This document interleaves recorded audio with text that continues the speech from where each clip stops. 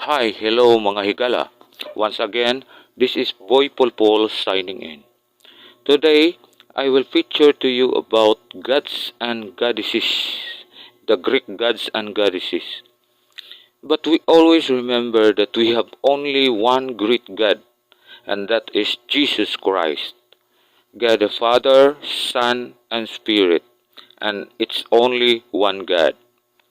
But for your information, FYI, I will feature to you the other side of gods and goddesses, the Greek gods and goddesses. This may be interesting. Di na nato dugayon ato nang ipailaila ninyo ang mga gods and goddesses, the Greek gods and goddesses. Thank you. Alright, first I will introduce to you the goddess of the moon. Luna was the goddess in heaven and of the full moon, Greek counterpart being Selene. Diana was the goddess on earth, and of the half moon, Greek Artemis, and Hecate was the goddess in the underworld and of the dark moon. Next was Astraeus, Greek Titan god of the stars and astrology. Astraeus was the Titan god of stars and planets, and of the art of astrology. By Eos, the dawn. He was the father of the stars and the foregod of stars astrology. Wife, Eos. Parents, Creus and Eurybia. Now let's go to our main topics, the Greek gods and goddesses. This is written by Richard Pallardy. Fact-checked by the editors of Encyclopedia Britannica. Alright, let's tackle first on the 12 Aphrodite. Aphrodite was the goddess of love, sex, and beauty. Unsurprisingly for a love goddess, she was said to have emerged from foam generated when the severed testicles of her father, Uranus, were thrown into the sea by his son, the Titan Kronos. Or is that surprising? Kind of makes Botticelli's surreally lovely birth of Venus, which depicts Aphrodite's Roman counterpart emerging from the waves, a little more visceral, doesn't it? Number 11 is Athena. Athena was the goddess of reason, wisdom, and war. She famously sprang fully formed from the forehead of Zeus, a major figure in the Odyssey, in which she instructed Odysseus. She also guided Perseus and Heracles through their trials. The Parthenon was her chief temple in Athens, which is named in her honor. Her Roman equivalent was Minerva. Number 10 is Artemis. Artemis was the fleet-footed goddess of the hunt, often depicted in painting and sculpture with a deer or a hunting dog. She was both huntress and protectress of the living world. Her Roman equivalent was Diana. Number 9 is Ares. Ares was the god of bloodlust. His half-sister Athena represented the more noble aspects of combat and civil conduct during war. Through his fellow deities were particularly fond of him. The Spartans had no problems, donating some prisoners of war to his worship and sacrificing dogs. Yeah, that's right. Arcelite did Papi's jerk. His Roman equivalent was Mars. Number 8 is Apollo. Apollo was the twin brother of Artemis. Apollo was among the most important freed bird of the gods, son of Zeus. He disseminated the will of his divine compatriots through various means, notably oracles.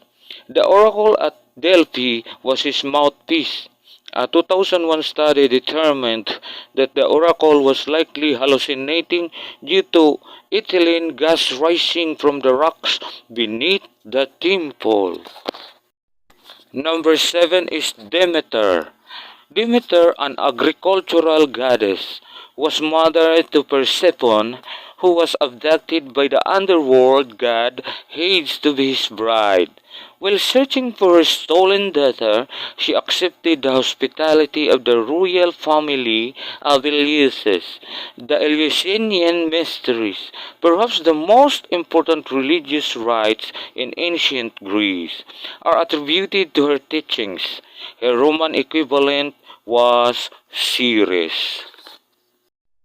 Number 6 is Dionysus. Dionysus was a son of Zeus, born to a mortal mother. When Zeus accidentally killed her, he sewed the young Dionysius into his thigh, and when the young god emerged, passed him to the care of the Maenads. The cult of Dionysus revolved around intoxication, sex, and savage ritual sacrifice. He was often symbolized by a bull due to his association with the sacrificial animal. Elements of his character are seen in the Roman god of wine, Bacchus. Number 5 is Hades. Hades ruled the world of the dead, with which he was sometimes synonymous. The chilly lord of the underworld was among the few Greek gods to come across as dispassionate. He was not the ultimate judge of the souls that wandered his domain, nor did he mete out their punishments for sins committed during their mortal lives. He was, however, cunning. He tricked Persephone into eating enchanted pomegranates so that she would have to remain with him for a portion of the year. Number 4 is Hera, the queen goddess of Olympus. Hera was both sister and wife to Zeus. True, though she is often depicted as reserved and an austere, she was mercilessly vindictive when it came to her husband's many extramarital adventures. Unfortunately for the objects of Zeus' godly affections, Hera tended to torment the other women and their offspring, including Heracles rather than Zeus himself. Her Roman equivalent was Juno. Number 3 is Hermes. Like many gods in the Greek pantheon, Hermes presided over multiple spheres. He was a pastoral figure, responsible for protecting livestock, and was also associated with fertility, music, luck, and deception. In the Odyssey, he is depicted as a messenger god. His Roman equivalent was Mercury. Number 2 was Poseidon. Poseidon is best known as the Greek sea god, but he was also the god of horses and of earthquakes. Thus, many of his temples were inland, and he had some seriously strange children.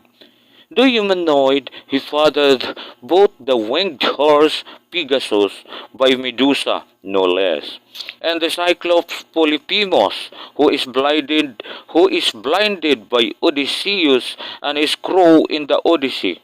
His Roman equivalent was Neptune.